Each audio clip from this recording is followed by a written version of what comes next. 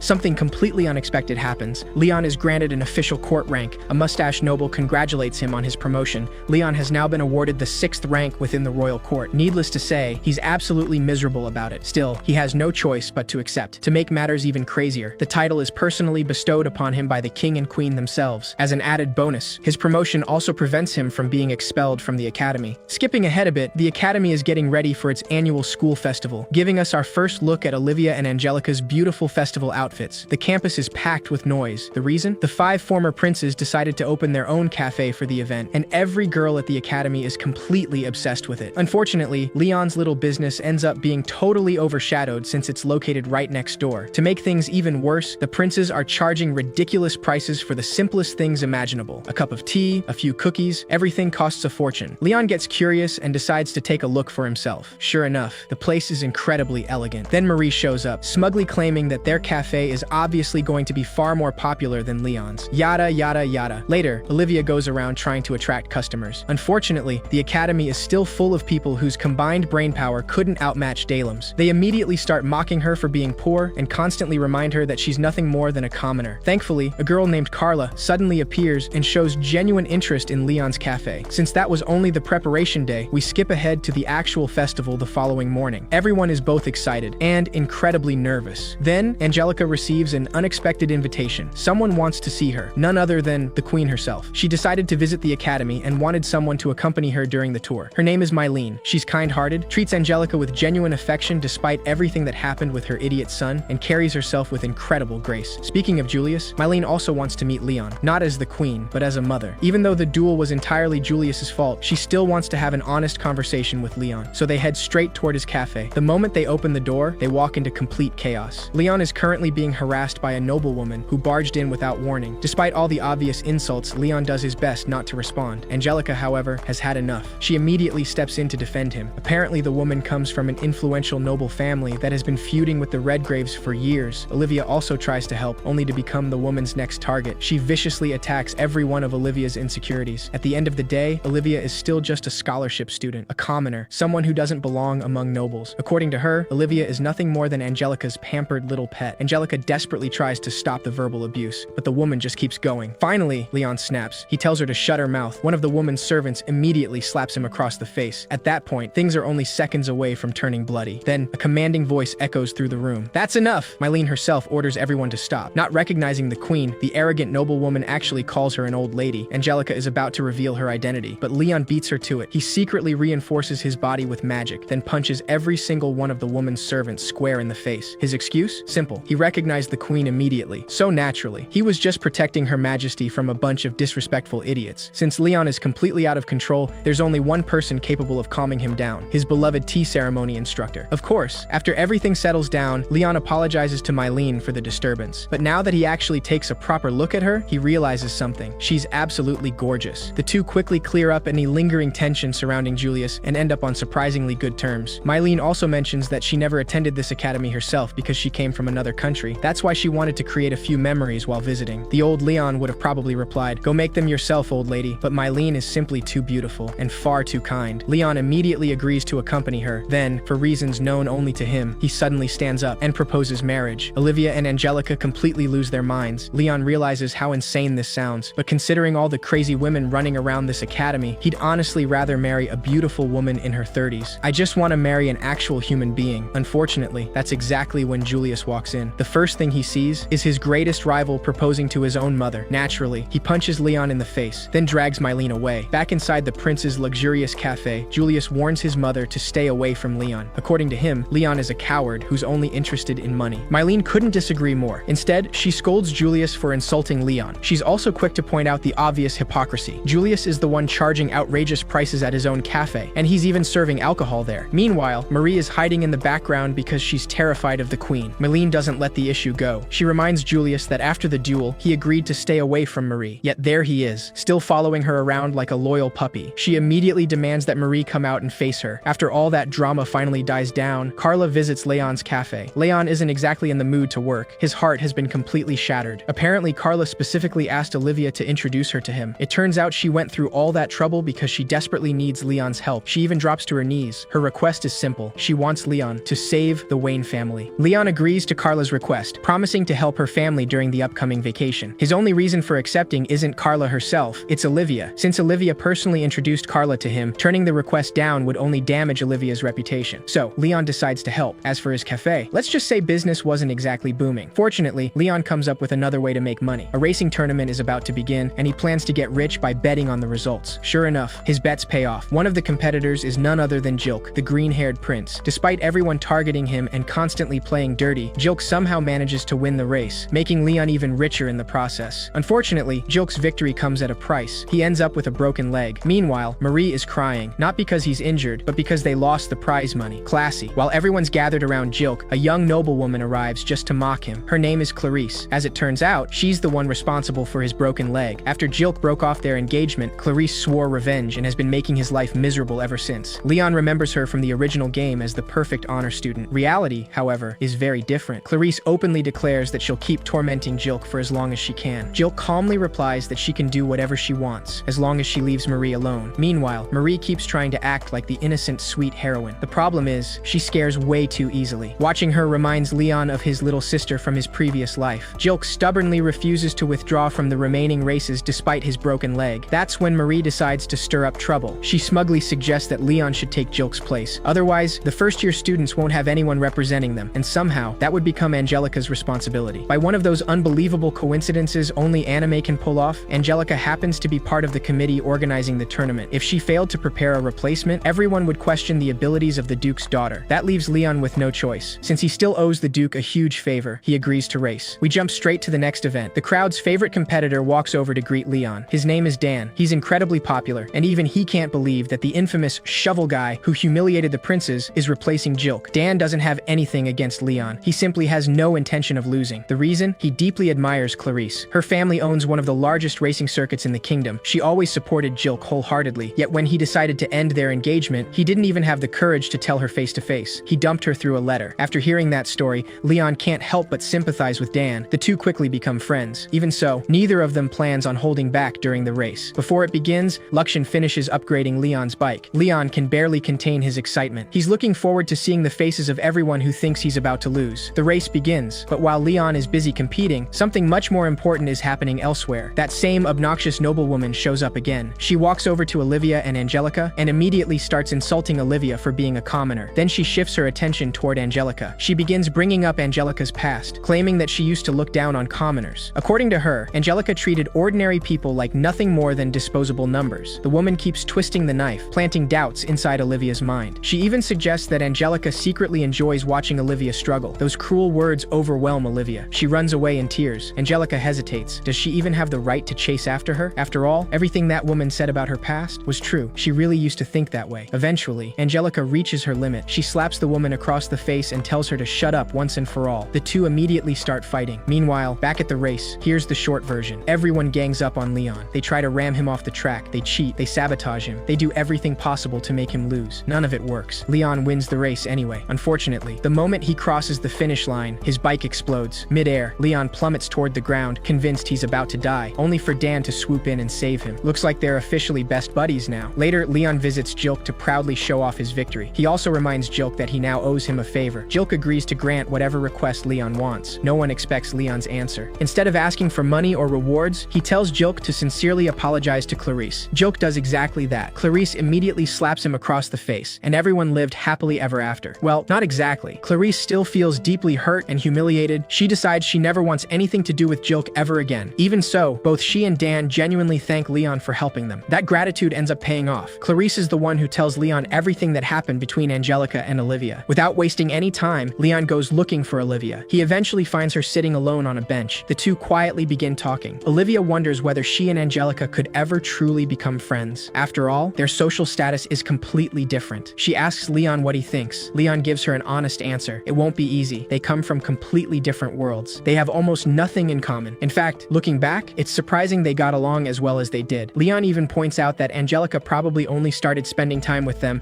because she lost so many of her followers after everything that happened. That comment immediately upsets Olivia. She insists Angelica isn't that kind of person. Leon smiles. If that's what you truly believe, then you've already had your answer all along. Those simple words give Olivia the courage she needed. She decides to try one more time. While Olivia is lost in thought back in her room, someone knocks on her door. It's Carla. She has another favor to ask. She wants Olivia to join Leon's expedition. Just as Olivia is about to refuse, that crazy witch shows up right behind Carla. Yep, things just got a whole lot worse. The woman threatens Olivia into participating, warning that refusing would only bring trouble to everyone around her. As if that weren't enough, she once again tears into Olivia emotionally, and even gets a little physical this time. Like I said, she's completely insane. Meanwhile, Leon is making preparations to help Carla's family. After learning more about the mission, he realizes there's no backing out anymore. According to the game's original story, Olivia becomes the saint after obtaining 3 sacred relics: the sacred bracelet, the sacred staff, and finally, the sacred necklace. As fate would have it, the pirates Leon is supposed to defeat are the ones currently in possession of the final relic. Leon also knows something else. Thanks to both the game and everything that's happened recently, he's figured out who's really pulling the strings behind this entire mission: that disgusting noblewoman. The more Leon gets involved with events from the game's main storyline, the stranger everything becomes. He wants to fix it all. After all, the good ending is supposed to involve Olivia ending up with one of the princes. Luxian, however, points out something everyone watching is probably already thinking. At this rate, Leon is far more likely to become Olivia's love interest himself. Leon immediately rejects the idea. In his mind, he's nothing more than a mob character, a background extra, someone who should never interfere with the main story. There's no way someone like him could ever become the heroine's romantic partner. Ironically, without even realizing it, Leon has become incredibly protective of Olivia. He's constantly solving her problems himself, never giving her the chance to grow stronger on her own. Eventually, the day of the expedition arrives, and Leon is greeted with a couple of unpleasant surprises. First, he's forced to let 2 of those plastic princes board his airship. Great. Second, Olivia looks absolutely miserable. Meanwhile, Angelica visits Olivia's room, only to find the aftermath of everything that horrible woman did to her. As if on cue, the witch herself appears, mocking Angelica and casually suggesting that her precious little pet might not survive the pirate mission.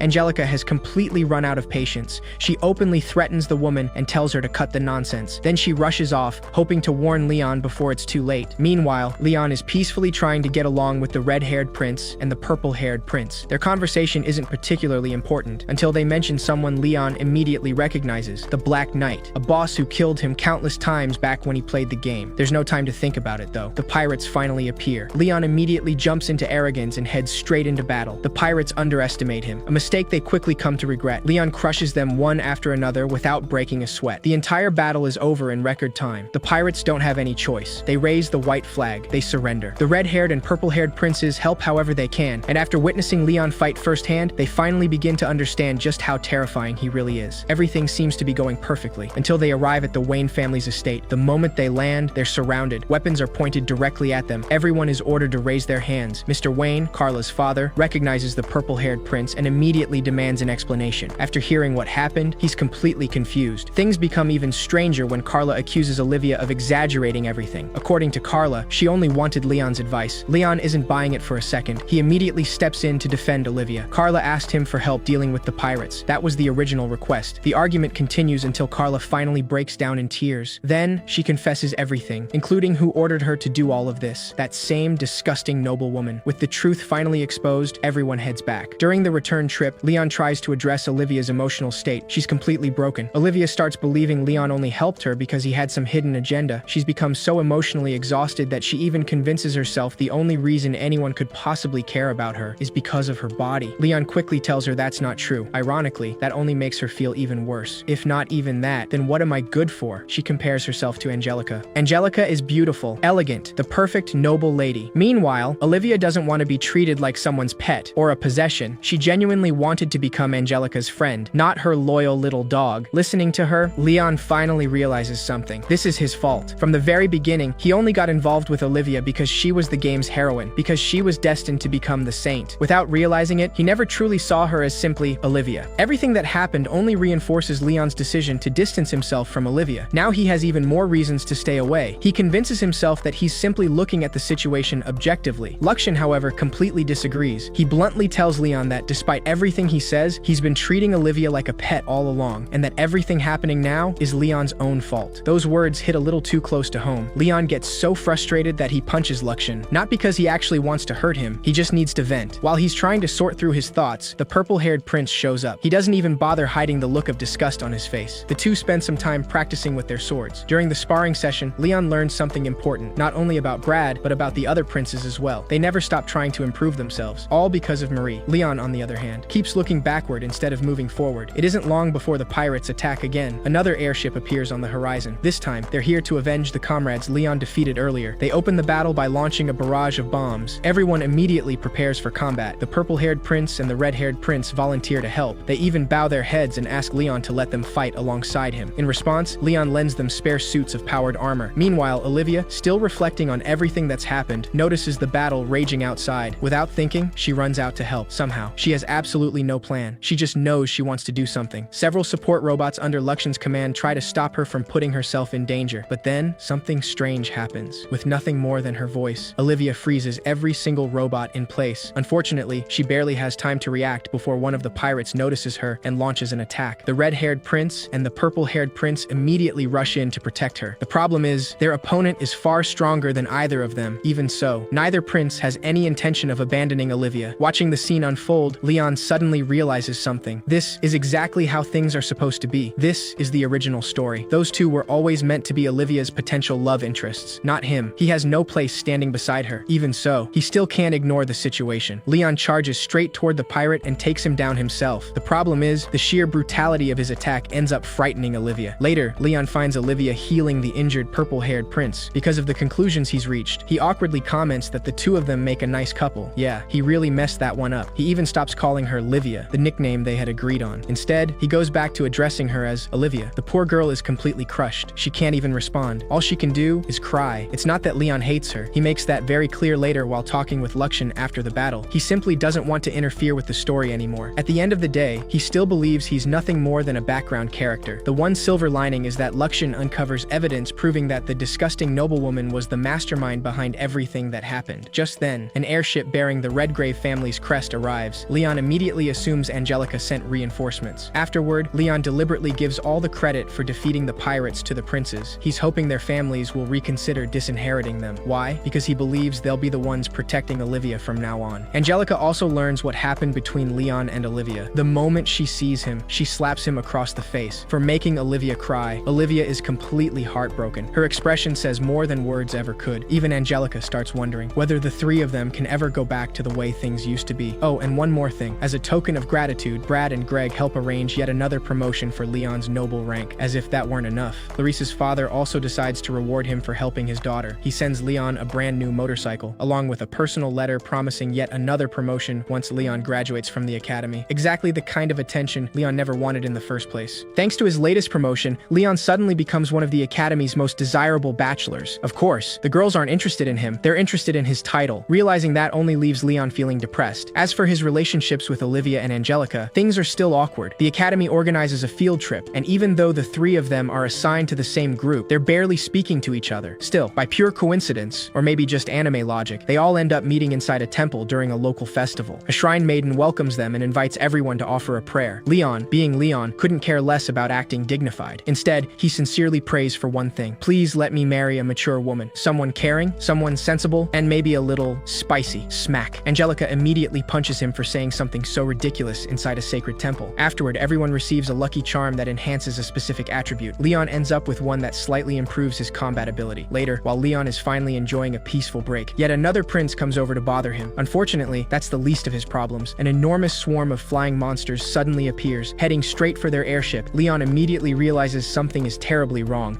This battle is supposed to happen near the very end of the game. There's absolutely no reason for it to be happening this early. The situation grows even worse when a gigantic warship appears overhead. Olivia and the others rush outside to see what's happening. The moment Angelica sees one of the passengers, her face changes completely. She recognizes the girl immediately. It's the princess of the Phanos Principality, a nation that broke away from the kingdom years ago. She isn't here to negotiate, she's here to declare war. The enemy quickly decides to take the Academy students hostage. Because of her status as the highest-ranking noble present, Angelica volunteers to become the only hostage in exchange for everyone else's safety. The mustached commander accepts the offer. Leon immediately steps in to stop her. Big mistake. The commander orders the other students to beat Leon down, and they obey without hesitation. Olivia tries to protect him, only to get hit as well. Leon is knocked unconscious and thrown into a makeshift prison cell. Sometime later, Olivia comes to visit him. She's frustrated, heartbroken. She hates how powerless she's become. Leon, meanwhile, has absolutely no idea how to comfort a crying girl. Still, seeing someone cry because they're genuinely worried about another person strikes him as something incredibly beautiful. Unfortunately, there's no time to dwell on it. The blue-haired prince arrives with urgent news. The enemy's real plan is simple. They're going to execute every single student, keeping only Angelica alive as a hostage. Honestly, Leon expected as much. The prince lowers his head and asks Leon for help. Leon immediately refuses, not if only a handful of people are willing to fight. The prince tries convincing the other students to join them, but nobody steps forward. Fed up with their cowardice, Leon walks outside. He fires a shotgun into the air. Bang! The entire crowd falls silent. Leon glares at every one of them. You're all trash. Using his newly earned noble authority, he orders every student to prepare for battle. If you're going to die, then die fighting. Needless to say, nobody appreciates that speech. Leon continues anyway. He promises that he'll be fighting on the front lines himself. Because unlike the rest of you, I'm actually worthy of being called a noble. One girl takes particular offense to that. She's the daughter of an influential count and proudly demands that Leon show some respect to her family. Leon completely shuts her down. He's willing to acknowledge that her ancestors were honorable nobles. Her generation, not even close. The moment Angelica volunteered to become a hostage, every single one of them sighed with relief. They were perfectly content hiding in safety while someone else sacrificed herself. None of them possessed the courage or the honor that their adventurous ancestors once had. They're merely living off the glory of previous generations, and now, through their own cowardice, they're replacing that proud legacy with shame. Future generations won't remember them as heroes. They'll remember them as the nobles who chose to run instead of fight. Those words finally reach them. One by one, the students begin finding the courage to stand and fight. At the end of the day, even they still have a little pride left to protect. As for the Count's daughter, well, Leon somehow managed to leave a very different kind of impression on her. Anyway, the curtain is finally rising on the next great battle. Leon readies himself alongside the others and marches straight onto the battlefield. Of course, Leon isn't charging into battle without a plan. Thanks to his knowledge of the game, he already knows the enemy princess possesses a magical flute capable of controlling monsters, so his objective is simple: take the flute away. With Luxian supporting him, Leon charges straight toward the enemy flagship, while the Academy students struggle to hold back the endless waves of monsters. Watching from aboard the enemy ship, Angelica sees everyone risking their lives to save her. Even so, the princess and the mustached commander remain completely confident. They send even more monsters after the students. Then they begin bombarding them from above. The students who had finally found the courage to fight start believing they're about to die. In the middle of all that chaos, Olivia reaches her breaking point. The thought of everyone getting hurt after coming so far overwhelms her. She cries out with all her heart. At that exact moment, the charm she received at the temple begins to glow. A massive barrier instantly expands around the battlefield, protecting every single student from the bombardment, and she doesn't stop there. Somehow, Olivia unleashes an enormous wave of magic that wipes out a huge portion of the enemy forces. The saint has finally awakened. Even Leon is left speechless by the sheer power she displays. Luxian explains why this happened. Ironically, it's all because of Leon. By constantly protecting Olivia, he unknowingly gave her the chance to focus on studying and understanding her abilities. Because of that, she was finally able to unlock her true power. Meanwhile, Leon crashes directly into the enemy flagship. The mustached commander laughs, convinced Leon just got himself killed by entering through the wrong section of the ship. Angelica panics. She genuinely believes Leon is gone. A second later, the floor beneath them explodes. Leon bursts straight through the deck with his machine. Before attacking, he casually tells Angelica to duck. She does. Everyone else gets flattened. Once the dust settles, Leon jumps off his bike and knocks the mustached commander unconscious with a single punch. Then he turns toward the princess. This time, she's the hostage. The princess immediately tries to deceive Leon. Too bad, he's not that easy to fool. While she's distracted, Luxian quietly snatches away her magical flute. Leon and the others successfully leave the flagship. The attacks finally stop. The enemy fleet is informed that the princess has been captured. Unfortunately, the former mustached commander couldn't care less. Using the communication system, he announces that the princess willingly sacrificed herself for the good of the principality. Even worse, the princess herself agrees. She releases every monster she had under her control. The moment she loses control, all of those monsters immediately turn against her own forces. At this point, Olivia has completely exhausted her magic. Leon is once again forced to fight the entire battlefield almost by himself. This time, however, Angelica uses the power of her own charm to support Leon from a distance. While doing so, she notices Olivia is barely able to stand. She pushed herself herself far beyond her limits. At that moment, neither of them cares about their previous argument anymore. They finally understand each other. With tears streaming down their faces, the two girls reconcile with a heartfelt embrace. Unfortunately, the touching moment doesn't last. A sudden attack sends Angelica flying toward the edge of the airship. She's about to fall. Olivia refuses to let her go. Using the last bit of strength she has left, she grabs hold of Angelica. Another attack shakes the ship. Olivia succeeds in saving Angelica, but sacrifices herself in the process. She falls into the open sky. Oddly enough, she isn't afraid. She knows Leon will come for her, and he does. Leon catches Olivia safely in his arms. For a brief moment, everything feels perfect. Then, Leon accidentally calls her Olivia instead of Livia. Big mistake. She immediately gets angry. The two start arguing in midair. Olivia demands that he call her Livia again. Leon keeps insisting that she'd be happier with one of the princes, that they're better suited for her. Olivia couldn't care less. She looks him straight in the eyes and tells him she doesn't want anyone else. She only wants him. Even now, Leon stubbornly insists that he's nothing more than a background character, a mere extra in someone else's story. Olivia has finally had enough of hearing that nonsense, so she says it plainly. She confesses her love. Leon doesn't really answer her the way she hoped, but he does grant her one wish. He smiles and calls her Livia once again. The two return to the others. The battle, however, is far from over. Right on cue, Leon's massive warship arrives under Luxian's control. Moments later, Arrogans is deployed onto the battlefield as well. Leon is finally ready to wipe out the remaining enemy forces. Unfortunately, the former mustached commander still has one last trump card waiting. Standing before Leon is the one opponent he never wanted to face again, the Black Knight, and he's ready for battle. The final battle begins without wasting a single second. For the first time in a long while, Leon is genuinely nervous. He's usually overflowing with confidence. That's just how terrifying the Black Knight really is. The man's reputation speaks for itself. He's a legendary warrior feared across the entire kingdom. The two immediately clash. Steel collides with steel as Leon and Luxian desperately work out a strategy. After all, Leon already defeated this guy back in the game. He knows there has to be a way to win. Unfortunately, things don't go according to plan. Against all expectations, the Black Knight slices straight through Arrogans. The difference isn't just experience. There's another reason Leon is at a disadvantage. Throughout this entire story, he's always fought with one goal in mind: defeat his opponents, not kill them. The Black Knight, on the other hand, has no such hesitation. The battle becomes increasingly one-sided. Leon is pushed back over and over again. It's obvious the Black Knight is the superior swordsman, but if there's one thing Leon has over him, it's his ability to think on the fly. He comes up with a risky plan. He lets the Black Knight believe he's won. The enemy's sword pierces straight through Arrogans, only for Leon to suddenly burst out of the cockpit with a shotgun in hand. One blast later, the Black Knight is forced out of his own armor as well. Even then, the former mustached commander refuses to surrender. In a desperate attempt to turn the tide, he fires a special flare that attracts an absurd number of monsters. Unfortunately for him, Leon is always 2 steps ahead. Luxian had already positioned their battleship high above the battlefield. Within seconds, a rain of lasers wipes out the entire monster horde. Seeing that everything is lost, the Black Knight stubbornly asks Leon to execute him. He demands that Leon take his head. Leon simply shrugs. "I don't need the head of an old man with prostate problems." Instead, he decides to imprison him and keep his armor. As for the former mustached commander, Leon isn't exactly merciful. After listening to the man's pathetic begging, he confiscates everything aboard the enemy fleet, every last bit of it. With the war finally over, all that's left is getting some well-deserved rest. When Leon returns to his room, he finds Olivia and Angelica fast asleep inside. A few days later, Angelica reports everything that happened to her older brother. His reaction? He immediately starts encouraging her to marry Leon, or at the very least, he plants the idea in her head. After all, Leon just keeps earning achievements and climbing the ranks of nobility. Before long, the three friends meet up again. This time, their bond feels stronger than ever. Leon also reveals that he credited the victory over the Black Knight to the blue-haired prince, who fought alongside him. Naturally, he only did it to avoid drawing more attention to himself. The last thing Leon wants is another promotion. Olivia and Angelica finally get to meet Luxian as well. To their surprise, they both think the floating AI is actually adorable. Meanwhile, Marie and her little group blow an insane amount of money building an absolutely hideous suit of armor. Their brilliant idea? Use it to defeat Leon. They even choose Greg as its pilot. This time, however, Leon actually intends to lose. At this point, he doesn't care what Marie thinks anymore. After everything that's happened, he's finally realized that none of those princes deserve Olivia. The duel begins. Almost immediately, Luxian detects a critical problem. The new armor is about to explode. Leon quickly tries warning Greg. The problem is, Greg is just as stubborn as ever. Because it's Leon giving the warning, he refuses to listen and keeps attacking. Honestly, Leon almost feels bad for them. Ever since they were disinherited, they've worked incredibly hard to improve themselves. Even so, he's still forced to destroy their armor. And just like that, it falls apart. Nobody in the audience is even surprised anymore. As for Marie, she watches every coin she invested disappear right before her eyes. Eventually, the day of Leon's award ceremony arrives. He never expected so many people to attend. Then again, capturing the princess of an enemy nation tends to attract attention. After the ceremony, Leon runs into Olivia. Things have have been a little awkward ever since her confession, but Olivia isn't in a hurry. She gently tells Leon he'll have all the time he needs to figure out his answer. As for Leon, whether he likes it or not, he's now officially a Viscount, another promotion he never asked for. Still, he'll continue doing his best to survive in the absolute mess of a world he was reincarnated into. Leon was reincarnated into the Ottomy game he hated more than anything. Not as the hero, not as the prince, not even as the villain, but as a random NPC who wasn't even supposed to matter. Somehow, that background character ended up saving the entire kingdom, humiliating 5 princes, stopping a war, and completely derailing the game's original story. Yeah, Leon's plan to live a quiet life hasn't exactly been working out. After obtaining Luxion, the AI with a slight tendency toward genocide, everything started changing. The problem is, Leon has no idea how. The war with the Principality was supposed to happen much later in the game, but he stopped it ahead of schedule, throwing the entire timeline into chaos. As if that wasn't enough, Luxion reminds him that he has been promoted again, and Leon reacts exactly the way you'd expect. Because in this kingdom, getting promoted doesn't mean more money or more freedom. It means more paperwork, more responsibilities, and more people expecting things from him. Exactly what he never wanted. At least he believes handing Princess Phanos over to the kingdom solved one of his biggest problems. Or, so he hopes. Luxion isn't nearly as optimistic. After all, they just revealed power that shouldn't even exist in this era. No one knows how the Principality will respond now. So naturally, Luxion proposes the most reasonable solution imaginable: destroy humanity. Leon immediately shuts that idea down before the AI can start planning another genocide, deciding to worry about literally anything else instead. Later, he visits his family's home and notices something surprising. The place looks completely different. The money he sent back actually transformed the house. His father proudly explains that it's all thanks to Leon, and to his brand new title as a 4th-rank lower Viscount. Honestly, the old man couldn't be prouder. After all, his son went from being the family's least promising child to an actual Viscount. Not the strongest, not the richest, but definitely the one carrying this family's entire economy on his back. Leon has to admit, the renovations actually look pretty nice. Apparently, investing in Leon has a better return than the kingdom's economy. Unfortunately, that peaceful family reunion lasts about 12 seconds, because Leon's older brother immediately decides it's the perfect time to tease him. Apparently, rumors have already spread through the academy. Everyone knows Angelica, the former villainess who somehow became best girl, has taken quite an interest in Leon. The moment his brother brings her up, Leon immediately panics. Not because it isn't true, but because explaining his love life to his family somehow sounds even scarier than fighting another army. Before Leon can defend himself, their father completely ignores him. Instead, he turns toward Leon's older brother, asking when he plans to finally find a wife. The poor guy folds instantly. Apparently, romance runs in this family, as long as nobody actually wants to talk about it. Unfortunately, peace was never going to last, because right on cue, the family's personal disaster generator finally arrives. Jenna, dragging her Beastman servant behind her like she owns the entire kingdom. Actually, she probably thinks she does. The first thing she says isn't hello, it isn't welcome home, it isn't even how have you been. No, she immediately starts demanding that her servant gets his own room, because apparently, housing arrangements are humanity's biggest crisis right now. Leon's father doesn't even argue anymore. At this point, the man has unlocked the highest level of parenting, pretending Jenna is always right, mostly because arguing with her would probably shorten his lifespan. Leon just watches the entire scene, completely unimpressed, then asks the question everyone watching is already thinking: how did our sister end up like this? His brother simply sighs, because explaining Jenna would probably require its own 24-episode anime, and just when Leon thinks things can't possibly get any worse, the real final boss arrives, his mother. The moment she sees Leon, she doesn't congratulate him, she doesn't praise him, she doesn't even ask how he's doing. Instead, she immediately calls him her villainous son. Honestly, family affection in this household comes packaged with emotional damage. Leon fires back without missing a beat. "Oh, you're still alive?" Probably the least respectful greeting ever exchanged between a mother and her son. His brother immediately realizes this conversation is about to become incredibly expensive. But surprisingly, his mother didn't come here just to argue. She actually has business. Specifically, she wants something Leon recovered after defeating the Sky Pirates, the Holy Necklace, a sacred treasure that apparently belongs to the temple. Leon blinks in confusion, because according to kingdom law, anything recovered after defeating pirates legally belongs to whoever defeated them, meaning, as far as he's concerned, that necklace is his. End of discussion. The temple representatives obviously disagree. They insist the necklace carries the temple's crest, making it sacred property. Leon isn't exactly convinced, especially because nobody seemed interested in it until after he brought it home. Almost like they suddenly remembered, oh right, we forgot to mention that's priceless. Before Leon can continue arguing, Luxion quietly interrupts him, and whenever the AI with genocidal tendencies suddenly tells you to calm down, you should probably listen. Leon asks why. Luxion gives a very short answer. We're surrounded. Leon looks up, and sure enough, several massive temple airships are floating directly above them. Apparently, the temple didn't come prepared for a discussion. They came prepared for a siege. Realizing this probably isn't the best hill to die on, Leon lets out one very tired sigh and hands over the necklace. Not because he lost the argument, but because starting another war over jewelry jewelry sounds like way too much paperwork. The priests happily receive the necklace, almost like they just recovered the Holy Grail itself, which immediately makes Leon realize something. Hold on, if they're willing to mobilize an entire fleet just to recover one necklace, then what exactly did he just hand back? And trust me, that's a question will get answered sooner than Leon would like. Back at the academy, Leon quickly realizes that his life has become far more complicated than he expected. His recent promotion has made him considerably more popular, but unfortunately, not for the reasons he would have preferred. As he walks through the campus, the other students cannot help but stare at him. Some admire how